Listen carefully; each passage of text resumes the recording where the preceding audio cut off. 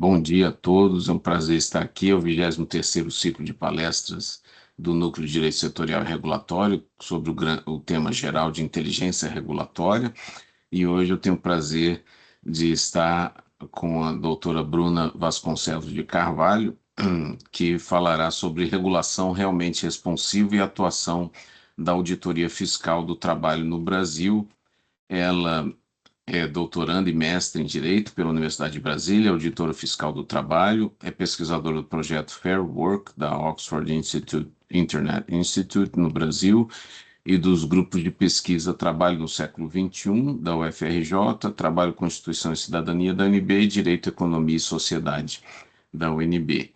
Então, eu agradeço muito a presença dela, sua contribuição ao ciclo de palestras, e aviso aos presentes que podem levantar a mão durante a palestra para interromper a palestrante, que ela está de acordo em responder durante a palestra, para quem desejar. Senão, ao final, nós vamos também abrir espaço para perguntas e respostas. Então, muito obrigado, Bruna, a palavra é toda sua. Bom dia, professor, novamente. Eu já aproveito a oportunidade para agradecer o convite, né, em participar desse ciclo de palestras. Eu também agradeço a contribuição dos colegas, a Bianca, que esteve ajudando aí na organização desse evento, e cumprimento a todos os nossos interlocutores aqui que estão nos ouvindo. Fiquem à vontade, como o professor já disse, podem fazer as considerações que entenderem pertinentes. Vou ficar muito feliz com esse diálogo. No mais, professor, é uma honra poder participar desse debate, né? Eu vou aqui fazer o compartilhamento aqui de tela, você só me confirma se vai estar visualizando, e aí, colegas, eu não vou enxergar ninguém mais, mas aí o professor vai me sinalizando aqui. Estamos vendo primeiro slide. Excelente. Bom, como eu estava comentando, É, eu acho muito interessante essa proposta do ciclo de palestras, porque a gente tem essa oportunidade de pensar as aplicações práticas, né, das teorias regulatórias que a gente estuda e que a grande maioria delas é pensada, é formulada num contexto estrangeiro. Então, quando a gente faz esse exercício prático, a gente tem essa oportunidade, né, de reinterpretar essas teorias diante das especificidades institucionais, econômicas, sociais nossas aqui no Brasil. E aí, a partir daí a gente começa a pensar em desenvolver, então, assim, estratégias customizadas para aperfeiçoar a nossa prática regulatória. E é com essa proposta que eu trago aqui essa apresentação. O professor já anunciou o tema, né? Eu vou apresentar um tema que, na verdade, está no coração dos debates trabalhistas atuais. É o tema que versa sobre a regulação do trabalho em meio às transformações que são viabilizadas pelo avanço das tecnologias de informação e comunicação. Eu tomo aqui um recorte que ele é pouco explorado na literatura, que toma em consideração a atividade da Auditoria Fiscal do Trabalho, e eu exploro, em particular, a questão de investigar quais os principais desafios para a Auditoria Fiscal do Trabalho na implementação de uma regulação realmente responsiva na fiscalização de empresas gestoras de plataformas digitais. Então, é uma tarefa de diagnóstico. E, para isso, eu faço um estudo de caso sobre a fiscalização das empresas iFood e Rappi, que foi realizada pela Superintendência Regional do Trabalho e Emprego no Rio de Janeiro, no período de novembro de 2021 a maio de 2023. E, para isso, eu utilizo como referencial um quadro de conformidade que é proposto pelo Robert Baldwin, pela Julia Black, quando eles tratam do tema da regulação realmente responsiva.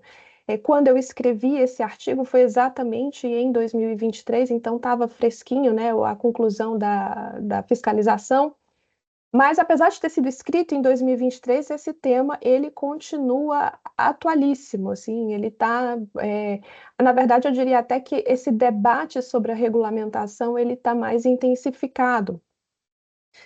Enfim, antes da gente avançar um pouco mais, na análise da regulação propriamente dita, eu acho que é importante a gente compreender um pouco do cenário em que se dá esse debate regulatório. Eu acredito que muitos de vocês talvez não tenham tanta familiaridade com o tema da regulação do trabalho propriamente dito, então é bom a gente dar essa contextualizada.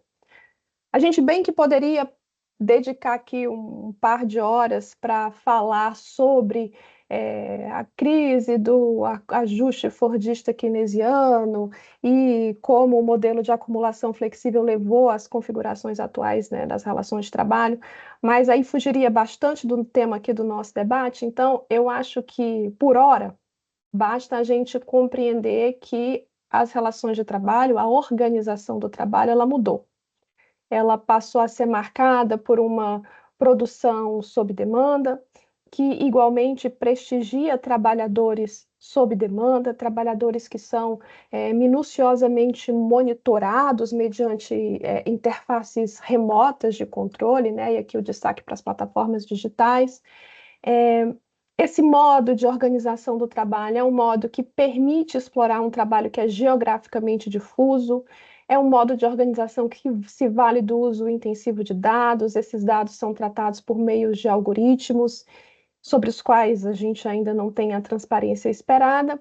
Então, esse é mais ou menos o cenário.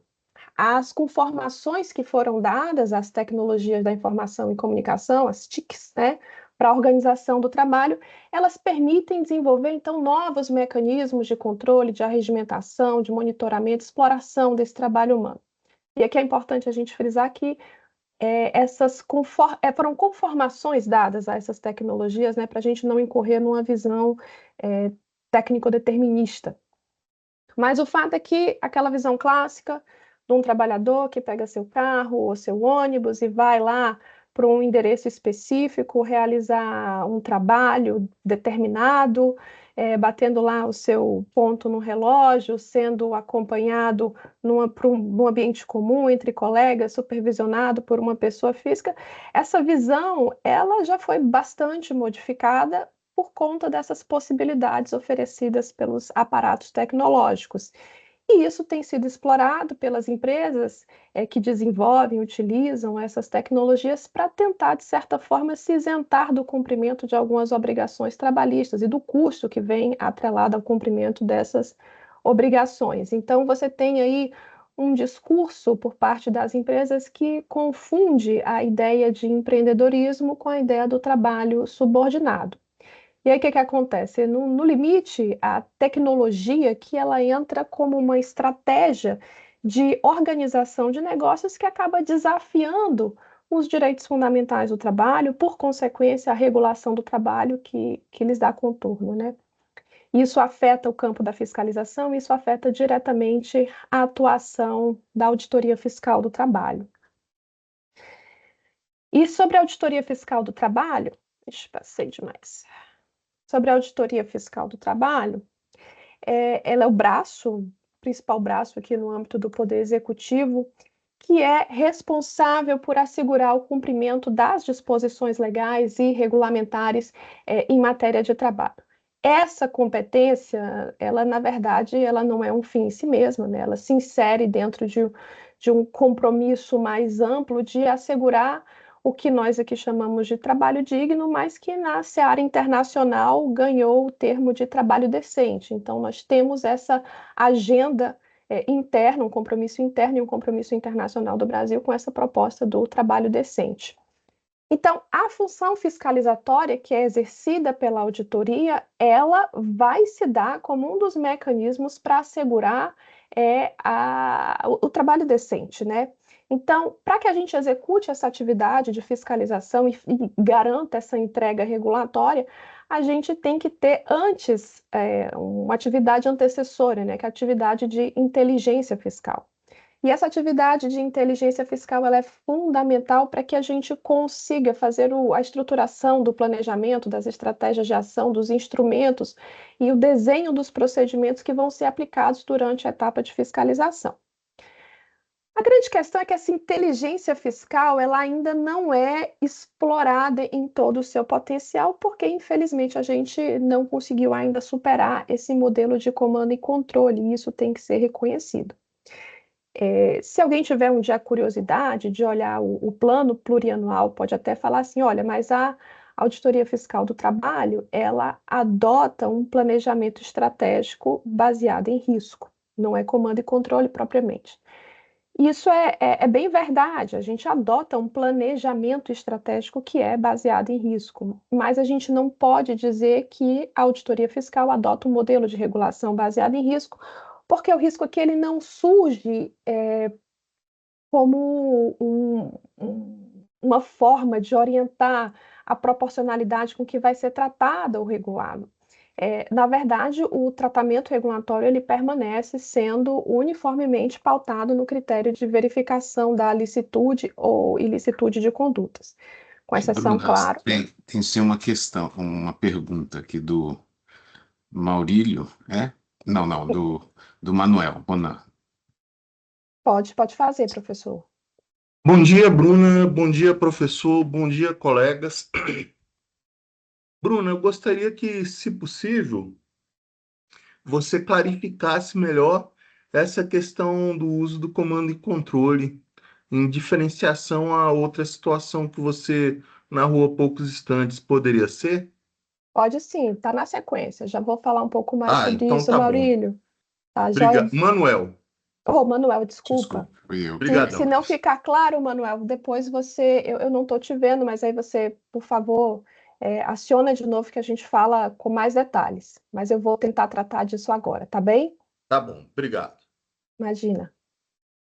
Bom, como eu estava dizendo, ela, por que que eu digo que ela não adota propriamente um modelo regulatório que ele é baseado em risco?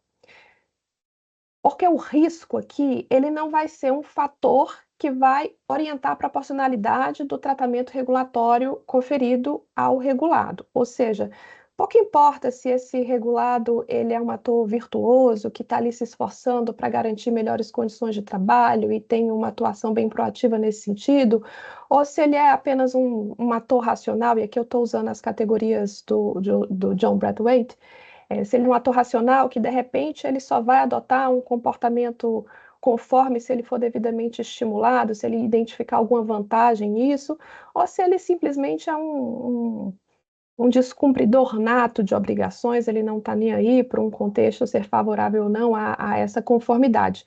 Em todo caso, a atuação da Auditoria Fiscal do Trabalho, ela vai estar focada em verificar licitude ou ilicitude de condutas. Então, ele vai estar focado, no final das contas, em tentar identificar se aquele ator ele está ou não está atuando em conformidade com o que diz os regulamentos.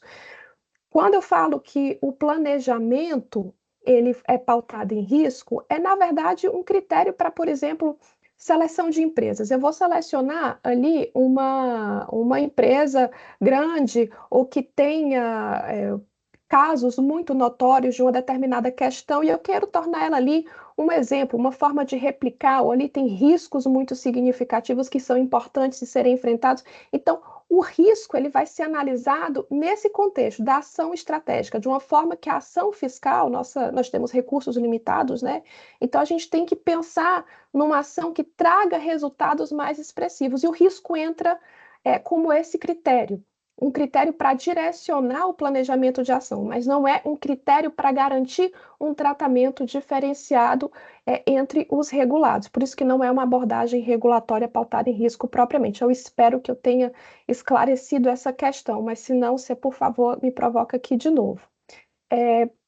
De forma geral, então, que a gente vai ter por parte da Auditoria Fiscal do Trabalho é um foco jurídico num comportamento que é desviante. O direito ele continua sendo aqui um elemento de coerção extrínseca. E por que que eu digo que isso é um fator que limita o potencial da nossa inteligência fiscal? Por dois motivos, basicamente. Deixa eu. Até esqueci de passar esse slide. Dois motivos, basicamente, porque essa abordagem ela não garante o pleno exercício da nossa inteligência fiscal. O primeiro é porque o foco nesse comportamento desviante, ele é, vamos dizer assim, uma régua para baixo. E aqui eu utilizei até uma figura dantesca, né, do Inferno de Dante, aqui você vai ter um foco basicamente naquilo que é o cumprimento mínimo de obrigações e vamos tentar reprimir tudo aquilo que é abaixo do mínimo. Então, a gente está sempre olhando dessa régua para baixo. A gente deixa de incentivar um comportamento que é virtuoso, a gente deixa de estimular que os atores eles busquem outras medidas que vá além da regulamentação que a gente tem hoje. A gente deixa de estimular aquilo que o Jonathan Colby vai chamar de regulação aspiracional. Então, aquela proposta que a gente tem no artigo 7º da Constituição, que fala das melhorias das condições de trabalho, aquilo ali não é devidamente explorado, porque a gente não incentiva esse tipo de comportamento. E aí, com isso, a gente está sempre focado em garantir o mínimo. E acaba que no cenário geral, o que a gente tem é que, por exemplo, as relações de emprego, que é um tipo de relação de trabalho apenas, um tipo básico de relação de trabalho, que era para ser a base da cadeia alimentar das relações de trabalho, acaba aparecendo como a relação que tem mais direitos, a relação que é mais protegida, quando, na verdade, a lógica do sistema é outra. Aquilo ali é o mínimo que você tem que assegurar para um trabalhador. Quando a gente deixa, portanto, de exercer esse papel de tentar incentivar e dirigir, no caso aqui, o uso das tecnologias para melhorar as condições de trabalho, a verdade é que a gente vai estar sempre apagando um incêndio, a gente vai estar sempre a 2 passos atrás daquilo que o John Brathwaite chama de ator racional, aquele ator que vai resistir os custos e as limitações impostas pela legislação trabalhista se ele não for devidamente incentivado a se conformar àquele padrão, a buscar a melhoria das condições de trabalho que ele está oferecendo ali. Então, isso é uma grande limitação ao nosso potencial, né? O uso da inteligência fiscal para buscar esse trabalho decente para ir além do básico que a gente tem hoje. O segundo ponto é que esse modelo que é adotado, um modelo ainda muito focado no comando e controle, ele não é favorável nem mesmo a uma abordagem que se limita a buscar a conformidade quanto aos paradigmas normativos mínimos, porque ele desconsidera a articulação com outras fontes não normativas, né, na conformação desses comportamentos. Então, assim, na linha do que apregou, por exemplo, a abordagem do Smart Regulation, em que você vai entrar em contato com outros atores, você vai buscar outros instrumentos para construir uma estratégia que reforce esse cenário de conformação, a gente não vai ter isso numa atuação que é tão focada assim no Estado e, portanto, negligencia esse cenário. E aí, dito isso, considerando essas limitações, a questão que vem é essa: o que a gente pode fazer, né? Como que a gente pode expandir essa inteligência fiscal? E a proposta que eu trago é a gente tentar analisar isso à luz da regulação responsiva. Vamos tentar mudar essa abordagem regulatória. E essa abordagem, aqui eu me dirijo aos colegas que de repente não têm tanta familiaridade com esse tema, é uma abordagem que tem como grande referencial o trabalho do John Brathwaite, e ela vai dizer basicamente o seguinte: a regulação responsiva, ela não é um modelo fechado, você não vai ter ali um programa regulatório pré-definido dizendo o que você tem que fazer, tem que deixar de fazer. Na verdade, ele vai dizer para você ficar atento, buscar diferentes abordagens, diferentes regimes responsivos, e aí levando em consideração a cultura, a história, o contexto em que está inserida ali aquelas pretensões regulatórias. Vamos analisar aquela realidade, aquele contexto específico e vamos desenvolver a partir daí uma solução moldada para aquele cenário. É uma abordagem que ela é bem pautada no diálogo, na escutativa, inclusive é uma abordagem que defende esse engajamento dialógico, até mesmo com atores, né, que são resistentes ao cumprimento da regulamentação, porque é uma abordagem que entende que a gente tem que compreender os motores de ação desses atores se a gente quiser desenvolver uma regulação que traga respostas efetivas. A gente tem que manter diálogo até com quem não quer cumprir. É uma abordagem que entende a relevância dessa governança em rede, então entende que a escalada interventiva ela pode se dar por meio da pressão exercida por outros parceiros, por outros atores, e isso é importante para você ter uma maior potência de ação, mas é também uma abordagem que não é só conversa, né? Não é só diálogo, é uma abordagem que também prevê sanções que sejam escalonáveis, inclusive resguardando para a última instância uma sanção que seja poderosa, né? Bem potente, assim, capaz mesmo de incapacitar o ator irracional, né? Aquele ator que não quer se conformar de modo algum à regulação vigente, ainda que tenha bons motivos para tanto.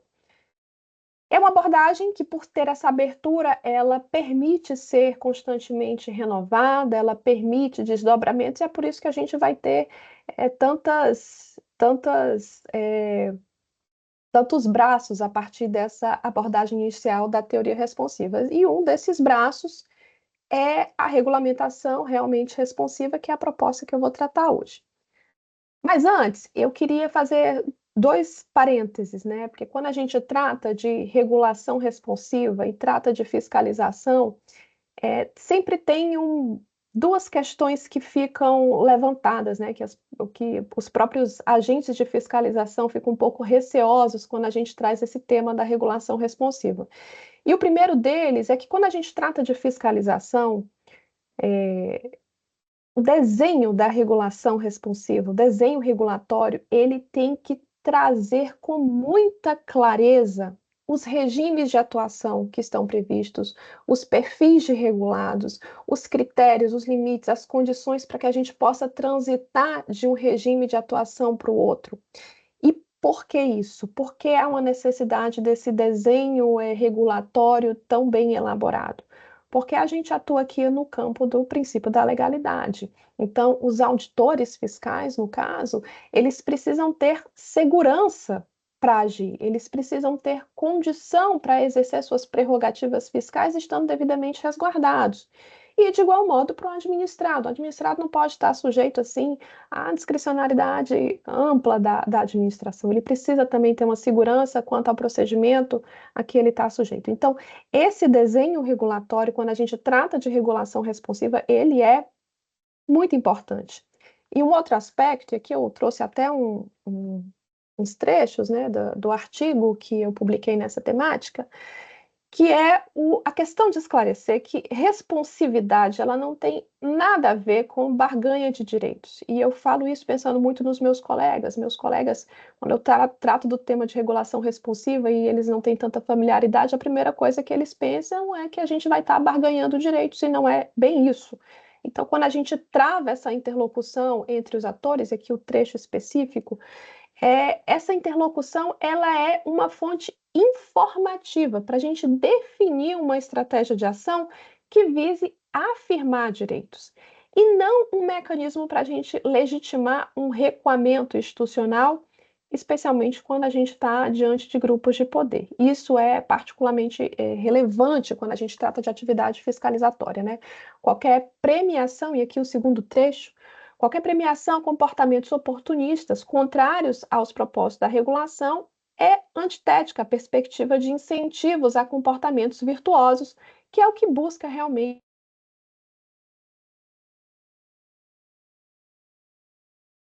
Dito isso, a gente começa a pensar como que a gente vai desenvolver, então, uma regulação responsiva que não se limite, portanto, a analisar as questões afetas exclusivamente à conformidade. Como que a gente vai utilizar todo o potencial de inteligência fiscal? Essa proposta, então, que vai orientar aqui esse estudo, é a proposta da regulação realmente responsiva. É uma abordagem que foi desenvolvida pelo Robert Baldwin, pela Julia Black, ambos vinculados à London School of Economics and Political Science. São pesquisadores que, além de ter assim, um amplo currículo acadêmico, são extremamente engajados na aplicação prática dessa teoria, são vinculados a diversos conselhos consultivos, órgãos técnicos, então eles têm essa pegada prática também que vai ser, que acaba se espelhando bem na produção deles de artigos, inclusive esse que fala sobre a regulação realmente responsiva. E o que é uma regulação realmente responsiva? É a perspectiva de que a regulação ela não pode ser responsiva apenas ao critério da conformidade. Ela tem que ser responsiva a todo o universo regulatório. Então, a gente tem que compreender muito bem o que favorece, o que obstaculiza a conformidade. E, para isso, eles, muito pragmáticos, eles vão propor aqui um quadro analítico em que, além da questão da conformidade, a gente analise ainda outros cinco campos, né, 5 competências sobre a regulação. E eu vou mostrar aqui para vocês, não vai dar para vocês lerem, mas só para ter uma ideia aqui do quadro que eles apresentam. Então, aqui, além da questão da conformidade, você vai ter assim, uma série de outras questões envolvendo aqui o contexto atitudinal, o ambiente institucional, os diferentes instrumentos e estratégias que você vai poder propor, os regimes de performance, a avaliação das mudanças, tudo isso vai ser contemplado nessa abordagem deles. No caso aqui, eles desenvolvem esse pensamento analisando os ciclos de regulamentação e, no caso, eles focam na fase de fiscalização. E dentro da fiscalização, todas as suas etapas que eles também estruturam aqui. Eu vou mostrar aqui nessa tela porque aí fica mais fácil da gente visualizar. Então, aqui a gente tem as 6 etapas que são propostas pelos autores e temos também as etapas aqui do ciclo de fiscalização, né, da parte da fiscalização. Então, a gente tem desde a detecção, a resposta, a aplicação da legislação, que é o enforcement, a avaliação e as medidas de modificação. O que é que diz basicamente essa proposta dos autores? A primeira é que quando a gente está tentando investigar o contexto aqui atitudinal, a gente tem que buscar compreender quais são os motores de ação dos regulados. Então, qual é o ambiente cultural, os valores que são prestigiados, para a gente tentar entender aqui as razões de determinado posicionamento ou não, e a gente, a partir daí, desenvolver esses mecanismos para motivar a confirmação. Mas, além de olhar para o regulado, eles também propõem que a gente olhe para o ambiente institucional, então, um olhar interno do regulador para compreender os limites que o regulador está sujeito, os controles que esse regulador tem que passar, as oportunidades reais que ele tem para agir. Vai tratar também das lógicas e dos instrumentos de atuação, e aqui no sentido de entender a maneira mais sinérgica aqui de desenvolver atuação com outros atores com poder de conformação, né, do comportamento dos regulados, então a maneira da gente ter uma ação que não seja contraprodutiva. A performance do regime, que a gente vai avaliar se de fato a gente está conseguindo garantir aquela entrega. Então, assim, eu estou tratando de trabalho decente e essa abordagem regulatória está de fato contribuindo para isso.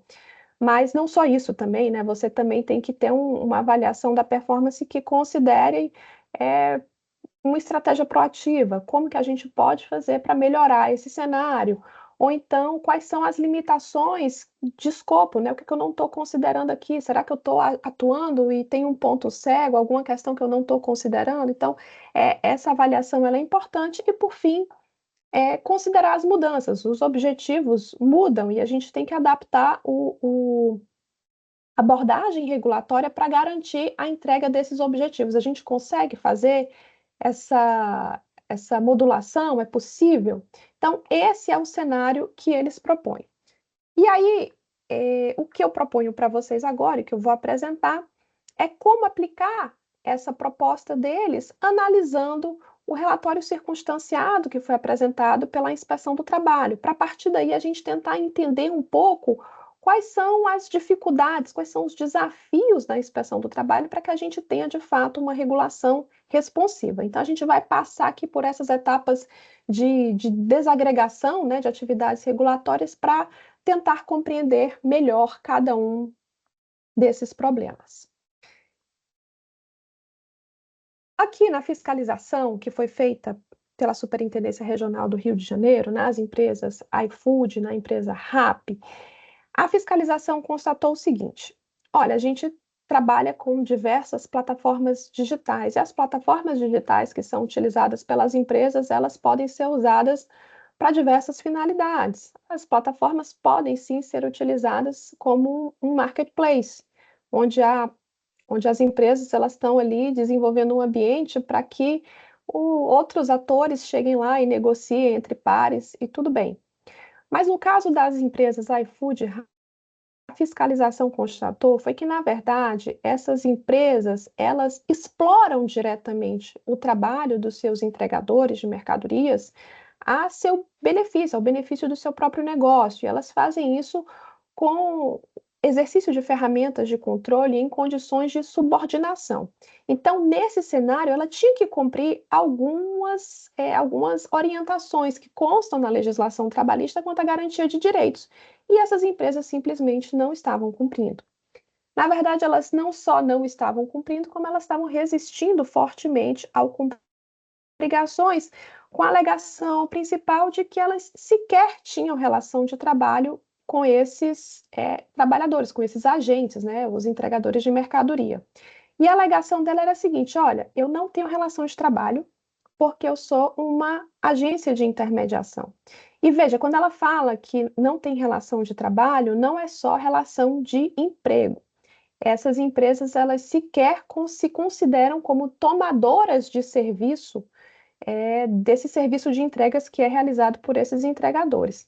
Isso tem uma repercussão muito séria, assim, é um posicionamento das empresas que é muito estratégico, porque ao fazer isso, ao negar a relação de trabalho de modo geral, ela deixa de cumprir não só os direitos propriamente dito dos trabalhadores, de remuneração, jornada, segurança e tudo mais, mas elas deixam de prestar informações relevantes para o Estado. Informações que constam hoje no sistema de escrituração digital, né, no e-social, e que tem acesso a informações trabalhistas, previdenciárias, tributárias, eles deixam de prestar esse tipo de informação. Então, a fiscalização não tinha acesso aos dados das relações dos serviços prestados por esses trabalhadores. E durante a fiscalização, as empresas foram demandadas a apresentar diretamente essas informações e, mais uma vez, elas resistiram.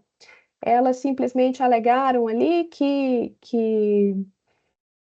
elas não tinham obrigação de prestar esse tipo de informação por conta do que diz a Lei Geral de Proteção de Dados, e aí forçaram uma interpretação bem duvidosa sobre a LGPD e resistiram, de qualquer forma, não apresentaram informações à Inspeção do Trabalho. E o que a inspeção fez? Ela foi buscar em outros atores informações complementares sobre a atividade dessas empresas. Então, a Secretaria da Fazenda do Rio de Janeiro foi provocada a apresentar informações, a AGU foi provocada a buscar judicialmente algumas informações complementares, mas mesmo esses outros atores, eles não tinham informação ou não tinham disponibilidade para buscar esse tipo de informação para a inspeção do trabalho. E aí restou o quê? A inspeção teve que fazer o levantamento direto desses dados. Isso foi muito custoso. Vejam só, você está tratando de empresas que atuam por meio de diversos núcleos. Então, para conseguir fazer o levantamento direto das informações que são necessárias a uma auditoria, a Inspeção do Trabalho aqui no Rio de Janeiro teve que mobilizar 67 auditores fiscais, tiveram que fiscalizar 46 estabelecimentos. No final das contas, alcançaram 11 mil trabalhadores, mas assim, é um trabalho de formiguinha que demorou muito tempo. 11 mil trabalhadores não estão concentrados numa lojinha, num estabelecimento, não, são 11 mil trabalhadores que atuam de forma geograficamente difusa, né? Então, o levantamento de dados ele foi muito custoso para a administração. E mesmo tendo todo esse trabalho, numa auditoria que durou mais de um ano, a inspeção não conseguiu verificar uma série de obrigações trabalhistas, obrigações referentes à jornada de trabalho, aos descansos. Muitas questões não conseguiram ser devidamente auditadas por falta de informação e falta de cooperação das empresas nesse sentido. No final de contas, foram lavrados 86 autos de infração por embaraço, Então, o embaraço aqui é essa falta de cooperação da empresa, né, deixar de prestar as informações que ela deveria ter prestado, e o simples fato da inspeção ter que lavrar 86 autos de infração só mostra que esse auto de infração não está tendo o efeito desejado. Além disso, foram lavrados 279 autos de infração para o descumprimento à legislação. Então, assim, foi uma ação longa, foi uma ação penosa e não conseguiu modificar o Estado. As empresas continuam atuando exatamente da mesma forma, a gente não conseguiu garantir essa entrega. As nossas ferramentas certamente não estão adequadas para isso. Professor, aqui só, eu estou falando, mas vocês estão me ouvindo? Está tudo certo? Eu não estou vendo ninguém? Estamos sim, estamos ouvindo, por favor. Beleza. Então, assim, normalmente a análise, quando a gente vai pensar sobre a ação fiscal, a análise para por aqui. Você vai analisar esse quesito da conformidade e a gente identifica aqui as dificuldades que nós temos, mas a análise para por aqui. Quando a gente vai pensar, então, na proposta da regulação responsiva, a gente vai expandir essa análise para outras competências. E aí a gente tem que tomar em conta, por exemplo, o contexto atitudinal.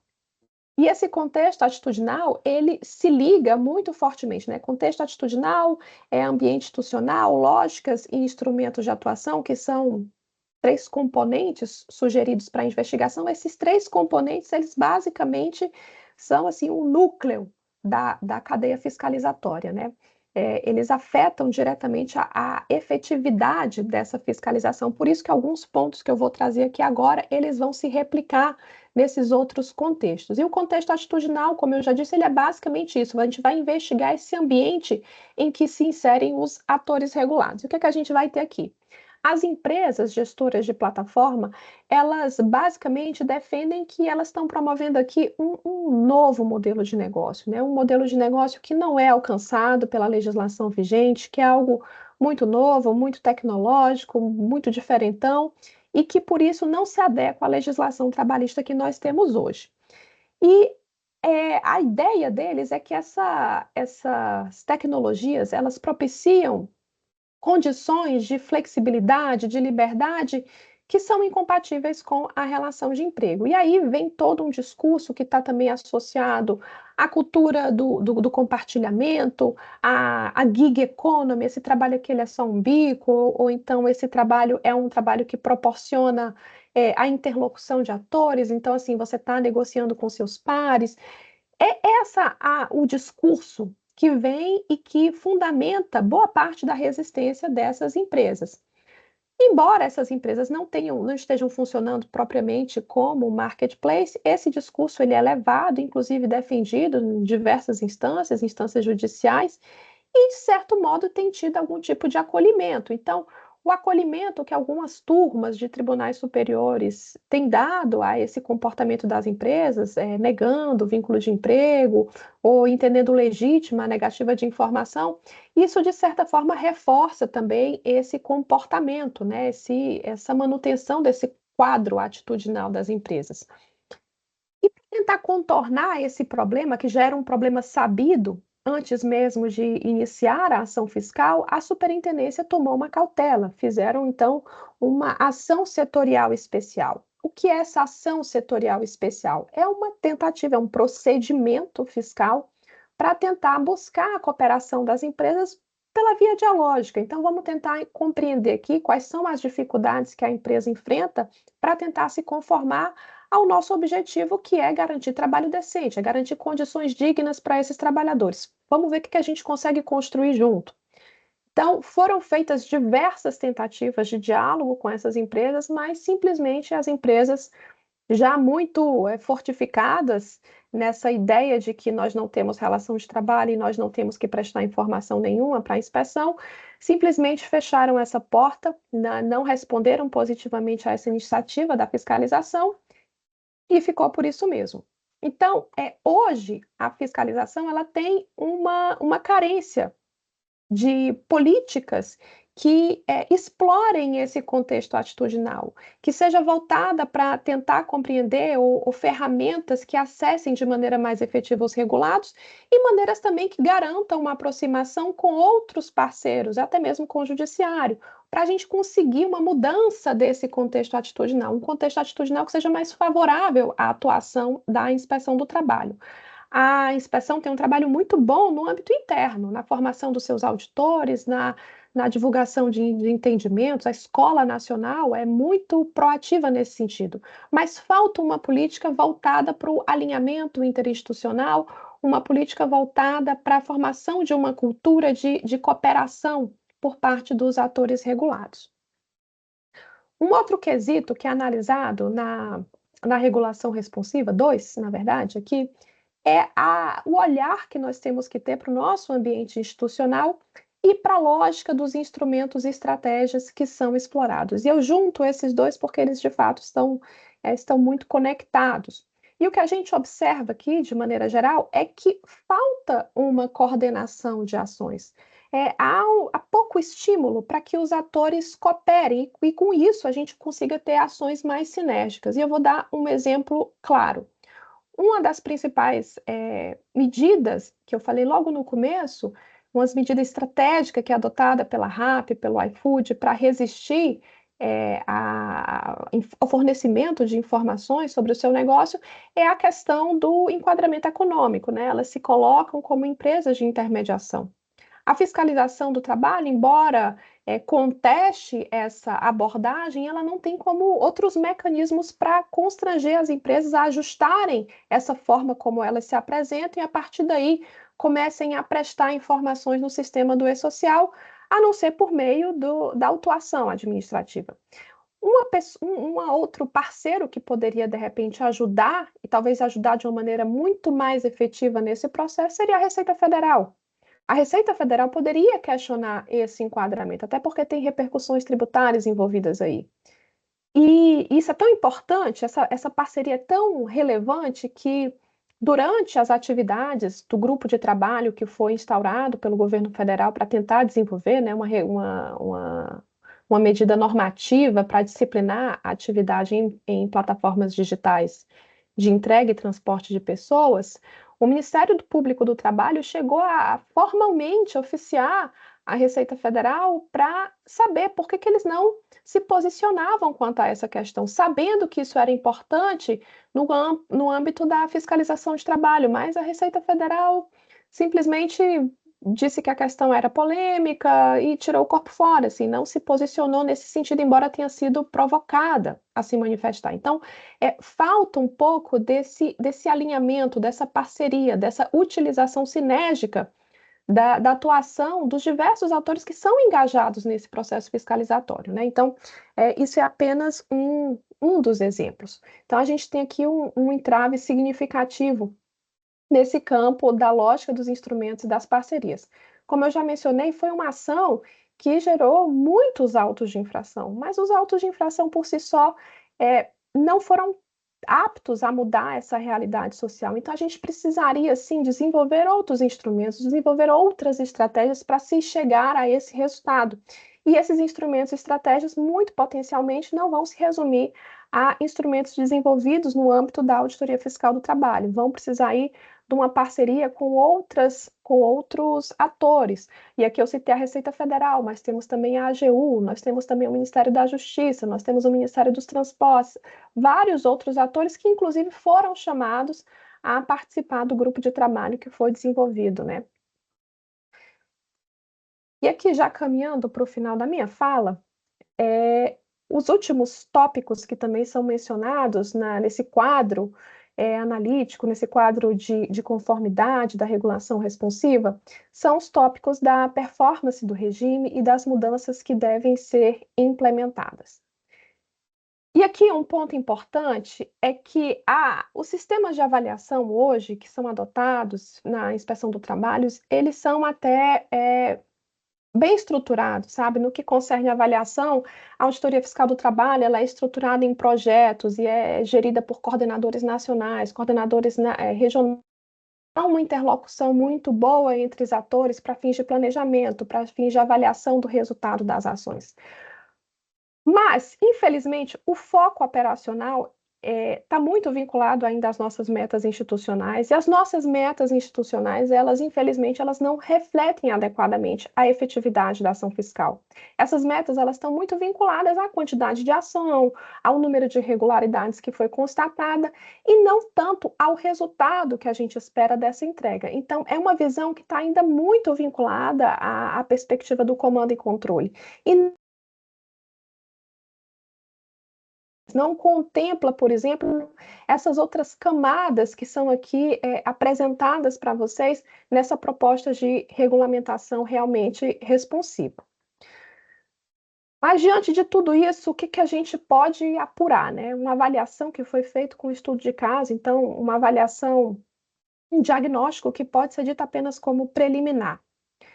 Muitas questões aqui merecem um detalhamento, um aprofundamento mais minucioso, mais refinado, mas já com isso aqui a gente consegue tirar algumas informações que são importantes. A primeira delas é que, certamente, a auditoria não exerce uma regulação realmente responsiva. Nós temos aqui uma série de deficiências e limitações, e essas deficiências e limitações não estão restritas ao campo da conformidade.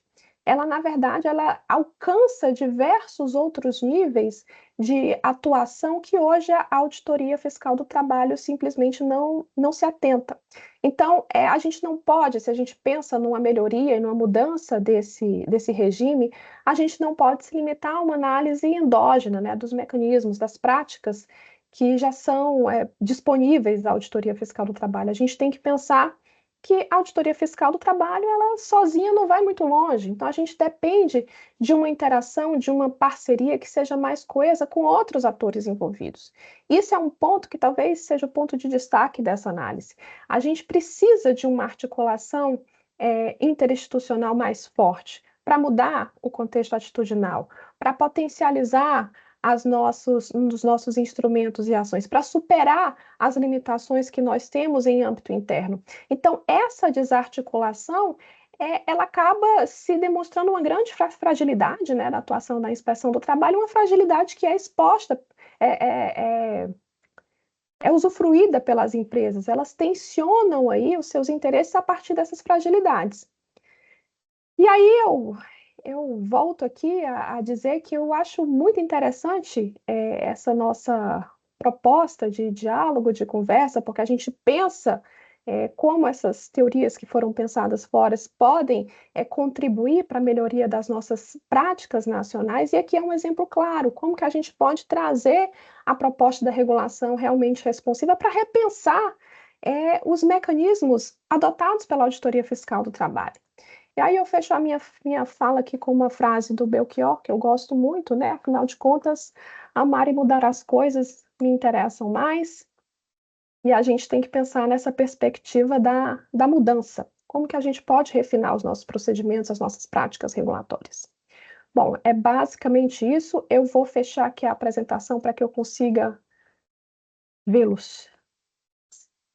Muito obrigado, Bruna, foi excelente, super detalhado e é impressionante como que depois eu até gostaria da sua impressão de como que as questões de modelagem regulatória ingressaram no discurso da auditoria, ou pelo menos nas análises, né, sobre a auditoria fiscal do trabalho, porque alguns anos atrás, né, inclusive com colegas da instituição, falar que se aplica, que deveria existir algum tipo de relação com inteligência regulatória no âmbito trabalhista, era até visto como algo alienígena, né?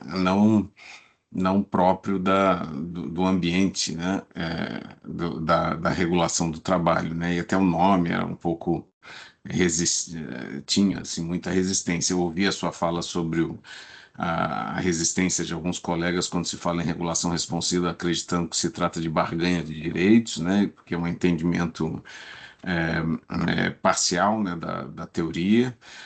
Isso acontece com vários setores, certamente, mas também entender como que isso funciona no geral. Mas para isso eu queria já antecipar uma pergunta, né? Porque eu vi que um dos questionamentos, uma das deficiências dessa comparação da regulação realmente responsiva com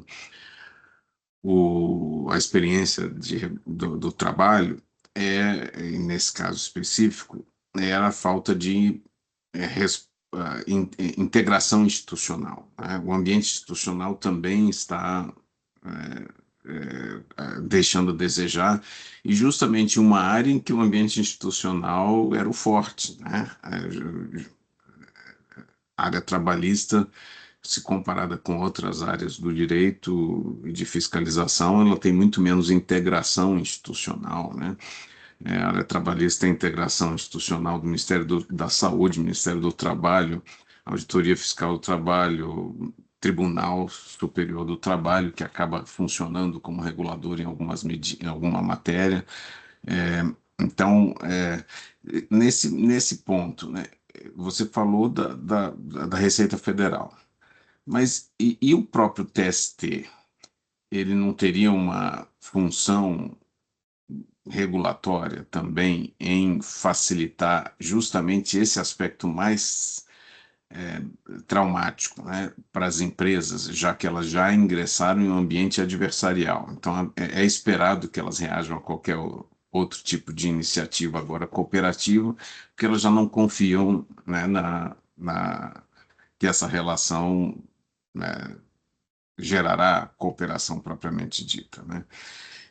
Mas então elas precisariam de algum outro incentivo, né? E nada melhor do que do próprio tribunal, né? Você verificaria essa possibilidade do tribunal cumprir essa função de ser a ponte que abriria espaço em em tipos de julgamentos mais estruturais, né? Que forçassem, em um primeiro momento, pelo menos, a cooperação, né? Essa é a minha pergunta, né? Professor, aqui tem essa resposta também vai ser por etapas. A questão do judiciário, ela é chave. O judiciário, ele acaba sendo um recurso muito estratégico para essas empresas. Mas aí a gente tem que pensar no judiciário, ele é dividido também. O próprio judiciário, ele vai ter no campo do Tribunal Superior do Trabalho, por exemplo, a maioria das turmas tem um pensamento bem alinhado à inspeção do trabalho quanto à fiscalização de plataformas, mas não significa que o maior número de demandas caiu necessariamente nessas turmas.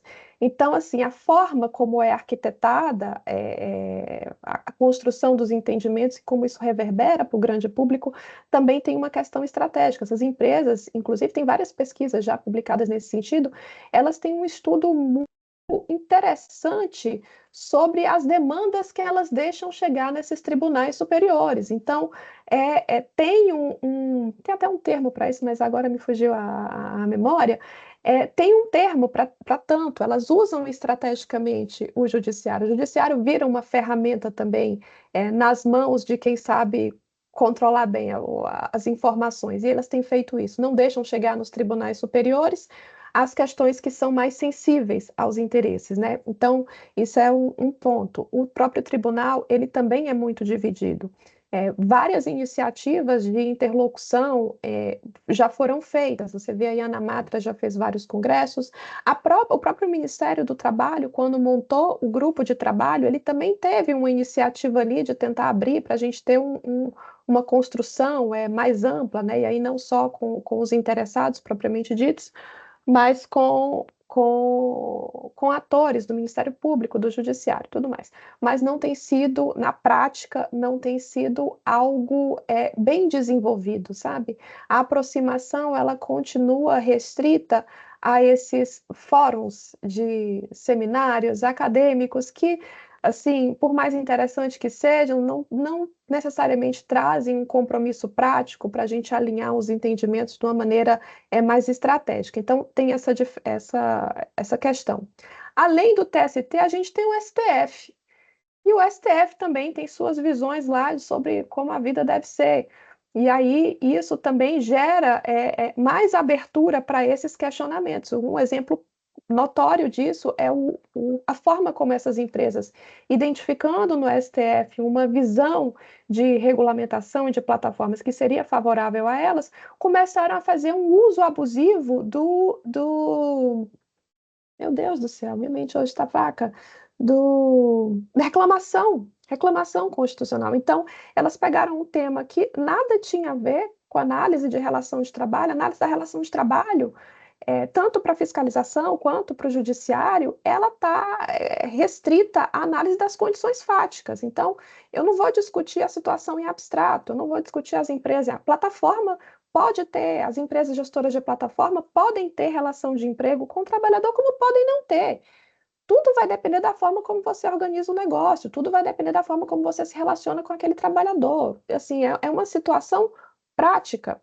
E as empresas começaram a utilizar do recurso constitucional para justamente alegar que a atuação do judiciário, quando questionava o vínculo de emprego, na verdade estava questionando a possibilidade ou não de terceirizar serviço, que não tem nada a ver.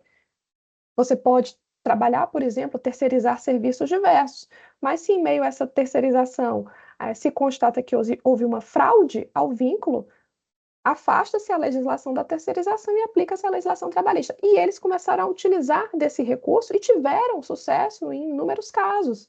Então, assim, o judiciário, ele poderia e deveria ser uma ferramenta para pacificar essa situação, mas não está sendo utilizado dessa forma. Não lembro mais das outras questões que o senhor colocou. Se eu puder me lembrar aí, por Não, favor. era isso mesmo no sentido de se é, qual seria o papel institucional do TST em abrir esse canal de cooperação, né? Independentemente das decisões estarem já alinhadas, né, em favor, né, das empresas, né? Mas eu entendi bem a sua posição e vou aproveitar para fazer uma outra pergunta, né? Porque é engraçado que na sua descrição, en passant, sobre as metas institucionais que são fixadas para a própria auditoria, isso me lembra metas institucionais fixadas para a Polícia Rodoviária Federal, né? E era isso, é quantidade de multas, é quantidade de ações, é número de irregularidades detectadas. Então, todo incentivo institucional dentro da própria instituição é para comando e controle, né? E não para resultados, né? Para mudança de comportamento efetivo do regulado, né? Então, você confirma que realmente ainda persistem esses incentivos Persistem. institucionais. Tá? Professor, no campo da inspeção do trabalho, eu até fico bem orgulhosa de dizer que essa deficiência, ela, desde que eu entrei na carreira, isso foi lá em 2010, isso já era bem discutido. Se questionava a natureza das metas. Olha, nossa preocupação é em mudar uma realidade social, é garantir direitos, e a gente está só olhando para isso. Então, isso desde a época que eu entrei já era uma questão que era muito debatida. Mas transformar esse objetivo numa meta quantificável também é um grande desafio. Hoje se colocam outros parâmetros de avaliação também, né, para tentar avaliar a efetividade fiscal, e isso tem sido muito bem trabalhado. Eu vejo uma evolução significativa por parte, esforço contínuo por parte da inspeção do trabalho nesse sentido, mas de maneira geral a gente continua assim restrito, essas metas associadas ao comando e controle continuam sendo o que é mais fácil de você apurar e demonstrar em termos de serviço, então acabam sendo exploradas de maneira geral. Mas a inspeção do trabalho ela tem evoluído assim, muito nessa temática, tanto que hoje a gente conta com uma coordenação de inteligência, coisa que há uns 5 anos atrás talvez fosse difícil de falar. Era isso que eu ia comentar, né? Justamente quando a sua voz falhou, eu comecei a falar, tá? Só para te dizer. Não, Mas, imagino.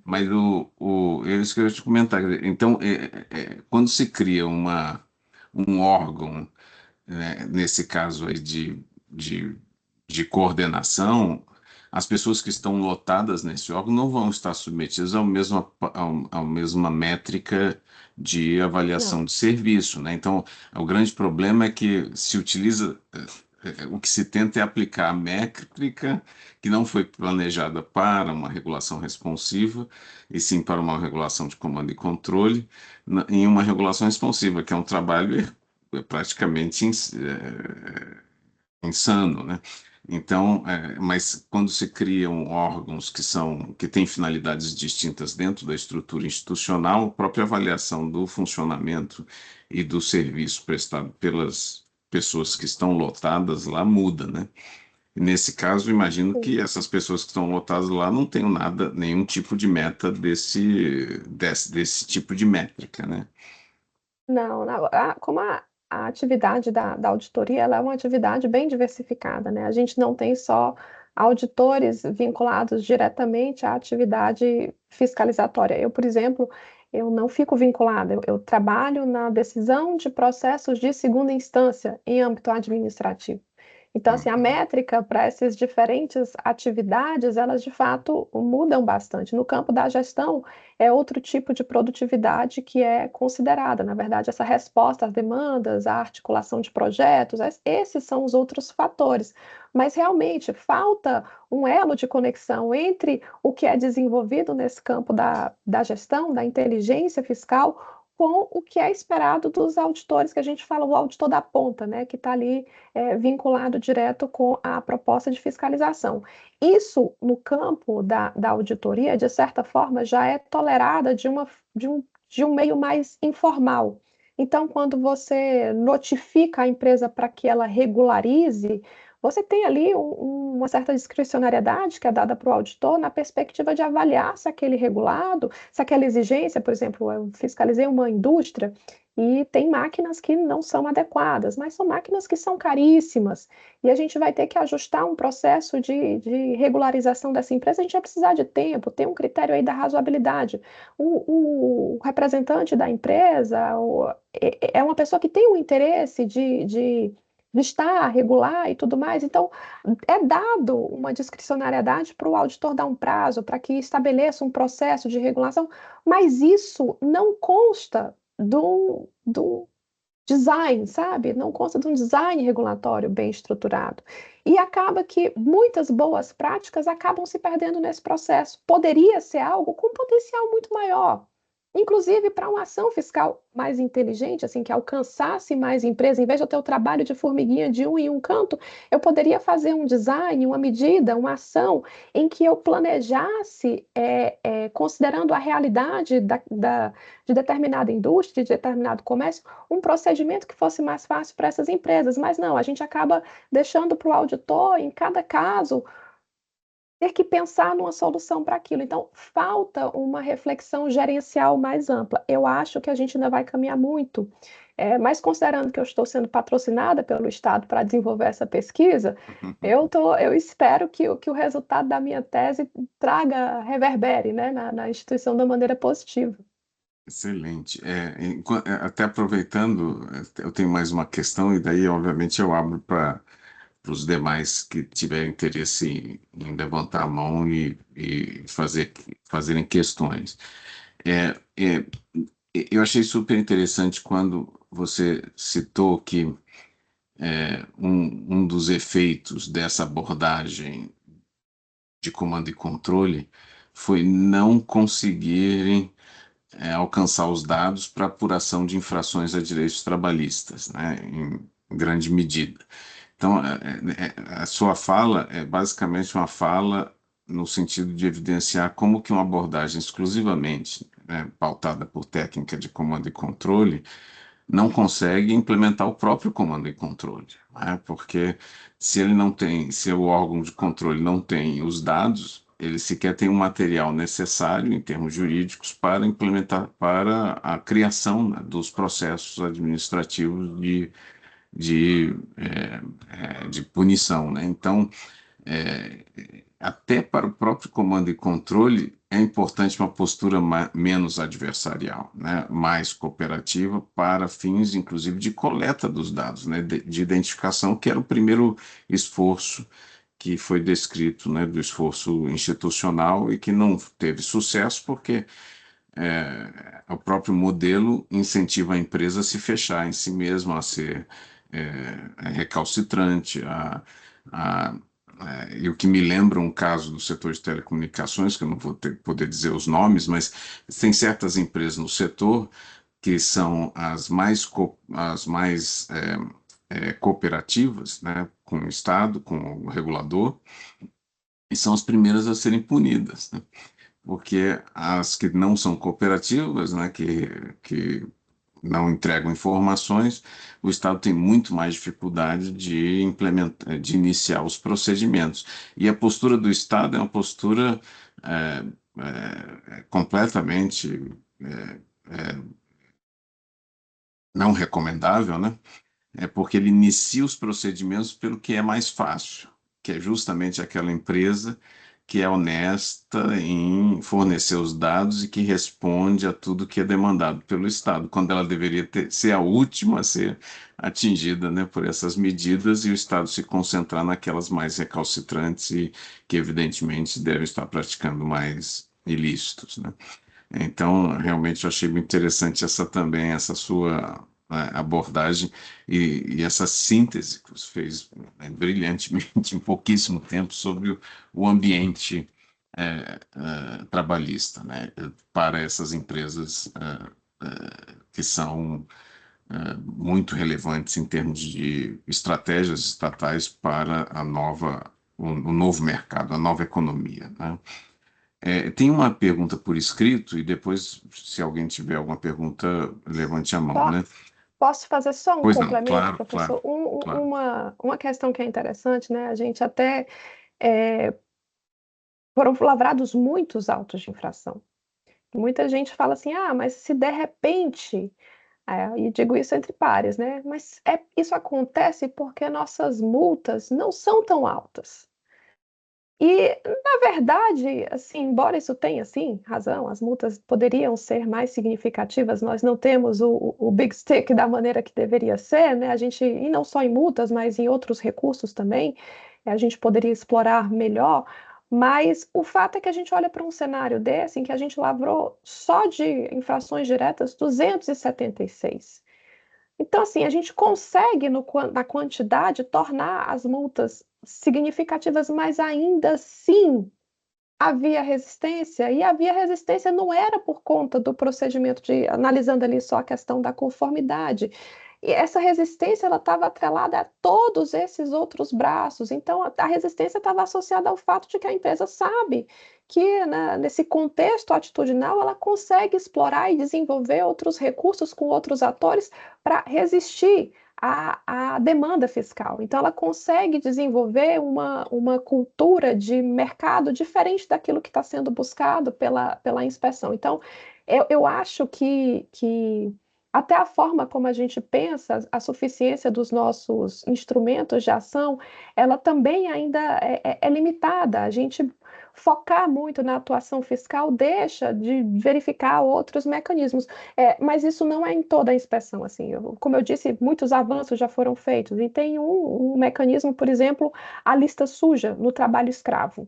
A lista suja no trabalho escravo, além da questão do shaming, né? Você está ali numa lista suja, pega muito mal para os negócios, pô, trabalho escravo é muito sério, né? Você atribuir isso para a imagem de uma empresa, mas fora essa questão do shaming, essa empresa ela deixa de receber uma série de financiamentos, de recursos, e aí você consegue. Então, eu vejo por parte das empresas que são fiscalizadas e que são autuadas nos tipos administrativos associados ao combate ao trabalho análogo de escravo, tem um esforço imenso para dialogar com a administração, para não gerar a inserção na lista. E aí não só com a administração, assim, a movimentação política é muito forte. Por quê? Porque as repercussões da inserção na lista são muito maiores do que as repercussões da lavratura do auto de infração. O auto de infração a empresa até paga, discute administrativamente, ela nem está tão preocupada com isso.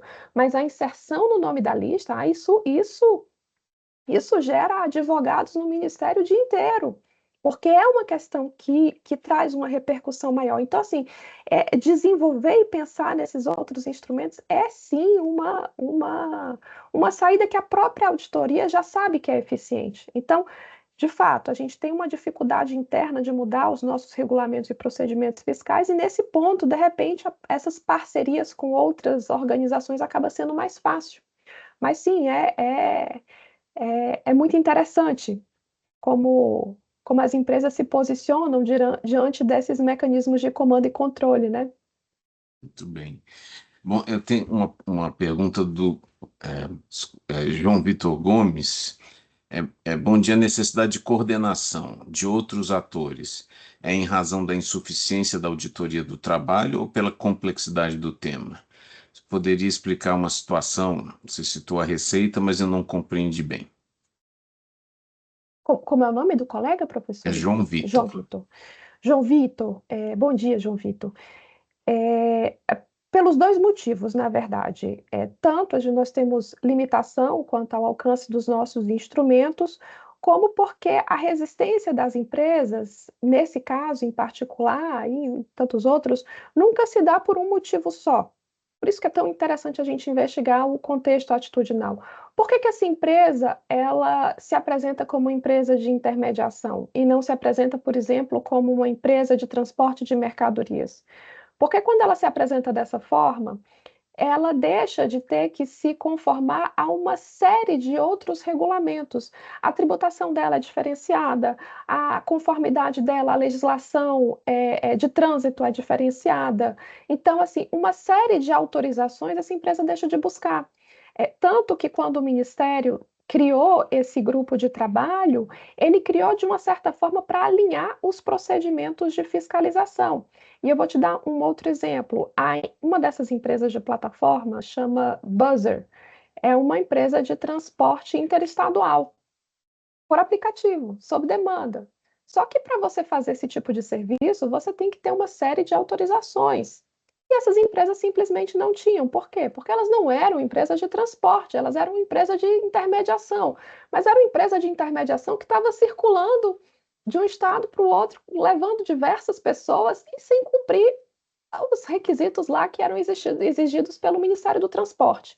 Então, quando eu falo que a gente precisa de ter essa sinergia, é porque quando a empresa, por exemplo, o enquadramento da atividade econômica, que é o que eu estou apresentando aqui para você, o enquadramento da atividade econômica afeta não só a inspeção do trabalho, vai afetar as responsabilidades dessa empresa em diversos outros campos. E a gente tem que ter em mente isso. Quais são as repercussões daquela medida? A gente tem que pensar, de certa forma, em rede. Como que uma medida adotada pela empresa repercute na sua interação com o Estado de maneira ampla. Então, são ações, são questões complexas, porque assim, a resistência da empresa, por que ela simplesmente não muda o enquadramento dela, não reconhece que é uma relação de trabalho, ainda que ela reconheça que é um trabalho autônomo, e a partir daí ela faça os recolhimentos como trabalhador autônomo e preste as informações que a gente quer. Porque não é só isso. Se ela mudar o enquadramento dela, ela vai ter que assumir uma série de outras obrigações legais. O custo que ela está tentando evitar vai ser potencializado.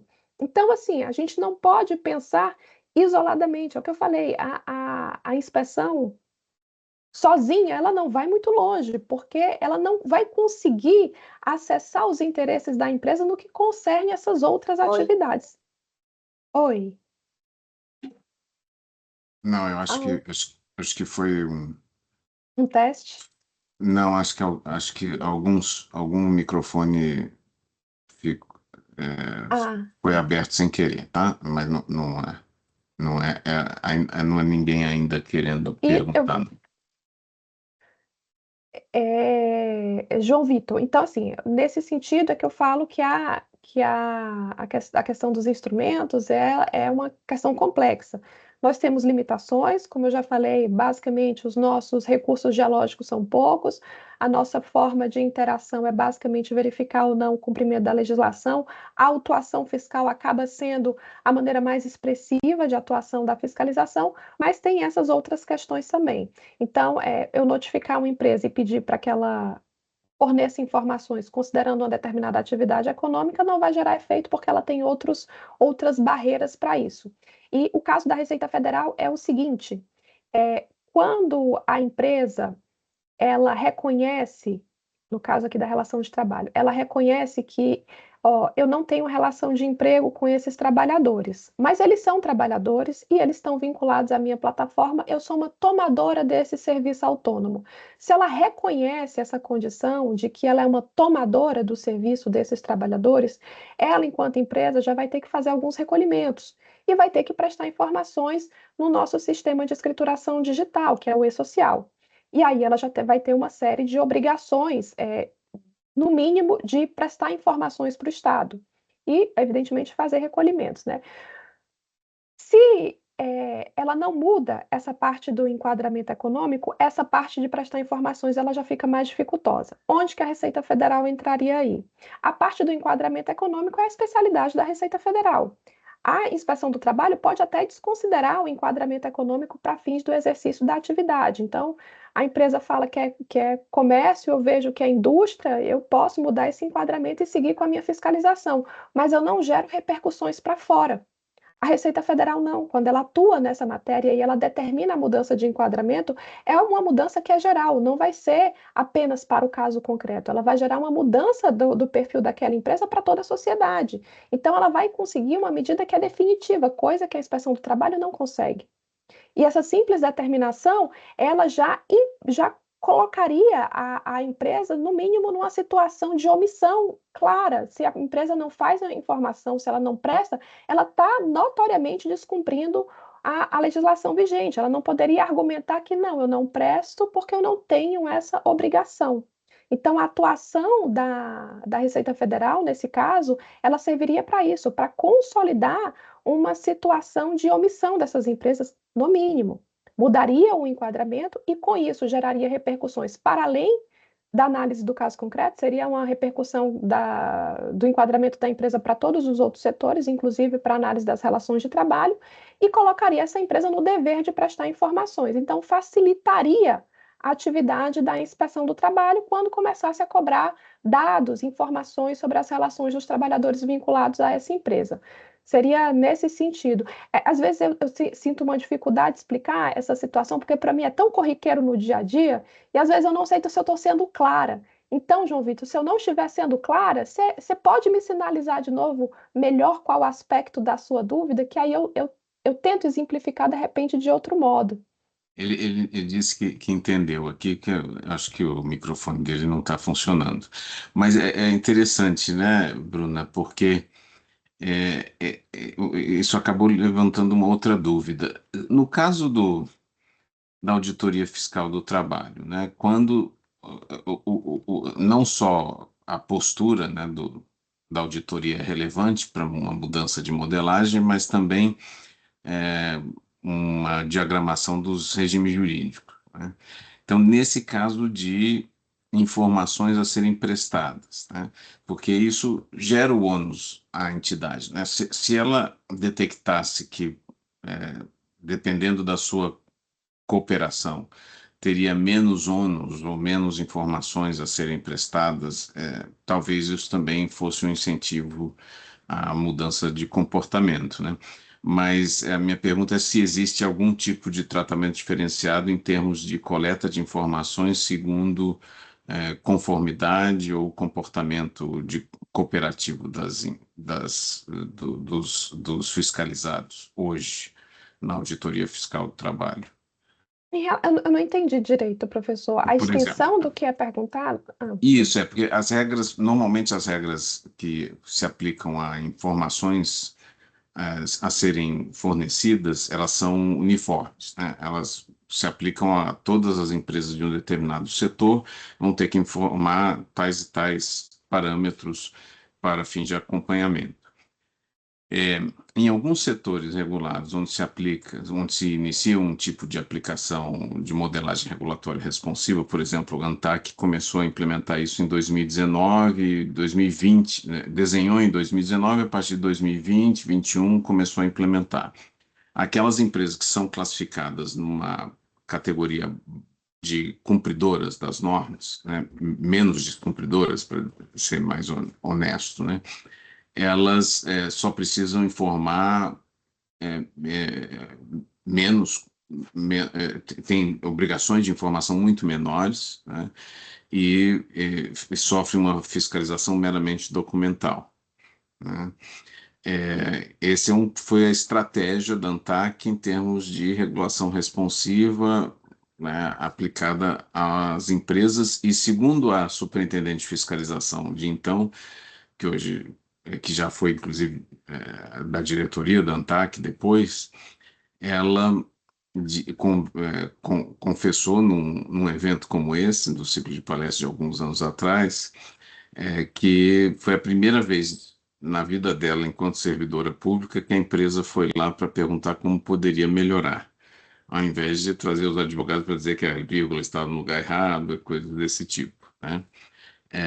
Então, é nesse sentido, se existe algum tipo de tratamento diferenciado pela fiscalização da Auditoria Fiscal do Trabalho, segundo o comportamento de conformidade, né, de quanto mais cooperativa for a empresa, etc., em termos também de obrigações de coleta de dados, né, porque isso aparentemente foi o diferencial que fez com que a empresa fosse lá querer mudar de posição na Uhum. pirâmide regulatória que eles criaram, né?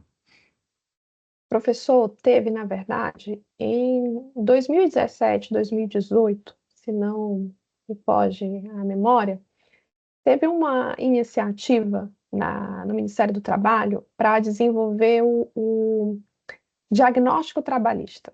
Na verdade, inclusive, se acessar na página do Ministério, eu acho que se entrar no setor de fiscalização, ainda vai estar disponível um formulário que a ideia inicial do gestor, na época, era que as empresas que fizessem esse autodiagnóstico, elas iam fornecer uma série de informações sobre a situação da empresa e elas não iam ser autuadas.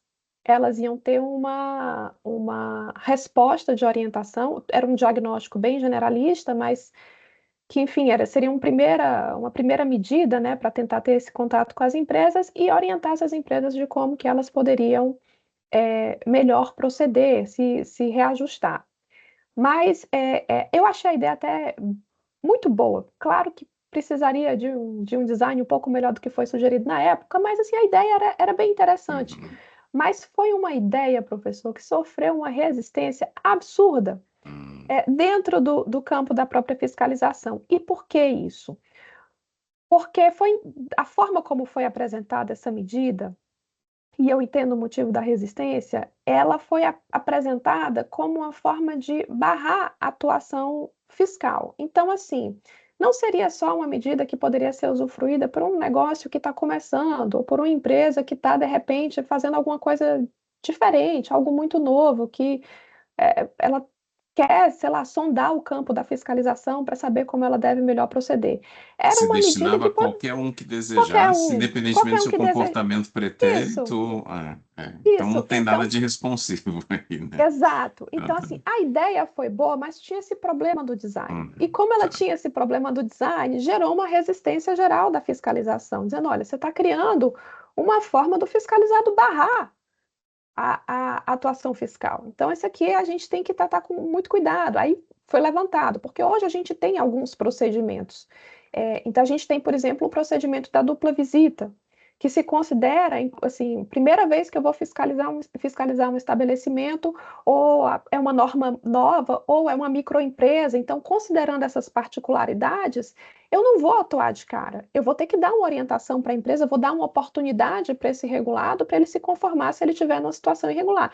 Então, assim, esse procedimento da dupla visita também foi levantado.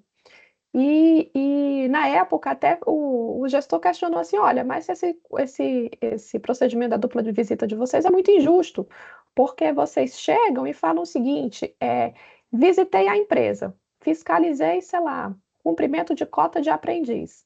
A empresa foi fiscalizada. A outra vez que eu volto na empresa, fui fiscalizar a máquina. Não, você não tem mais direito à orientação, porque você já foi fiscalizado lá atrás. Oh, mas eu fui fiscalizado lá atrás para tratar de aprendizagem, ninguém me orientou nada aqui sobre essas máquinas. Então, esse debate gerou um aperfeiçoamento da regulação que nós temos hoje quanto ao procedimento de dupla visita, mas, de certa forma, meio que matou essa questão do autodiagnóstico. O autodiagnóstico ele continua disponível, mas aí, assim, a gente nem guarda esses dados, é apenas um mecanismo informativo para as empresas, tanto que é um autodiagnóstico bem raso, mesmo para as questões mais fundamentais que o senhor pode imaginar. Mas, sem dúvidas, eu fico pensando que com o design certo, esse autodiagnóstico seria uma ferramenta a ser bem explorada, sabe? Perfeito. Aí me deu uma ideia, de repente eu escrevo sobre esse autodiagnóstico e levanto o debate de novo lá na casa. Perfeito. É mais um instrumento, né? Então, todos os instrumentos acabam sendo bem-vindos em termos responsivos, né? Para mudar o comportamento. Bom, foi excelente, Bruno. Muito obrigado mesmo pela exposição, muito completa. E é raro nós termos uma visão de como que efetivamente funciona a instância de auditoria fiscal do trabalho, e de forma tão didática. Então, eu fico muito feliz de termos iniciado o dia de hoje com a sua exposição. Agradeço muito né, a generosidade de ter participado e, obviamente, a última palavra é sua, por favor.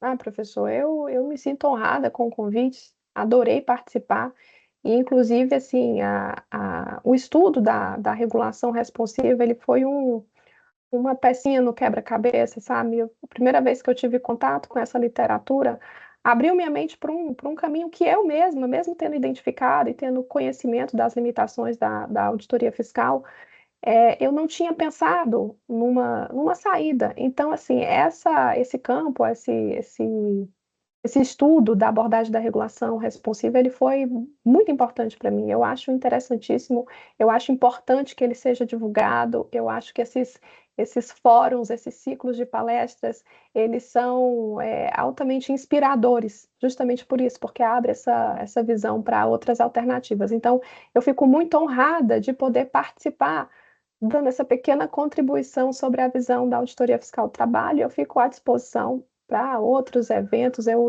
gostaria, inclusive, de ter mais notícias sobre os ciclos de palestras, porque eu quero ouvir também dos colegas e das outras experiências.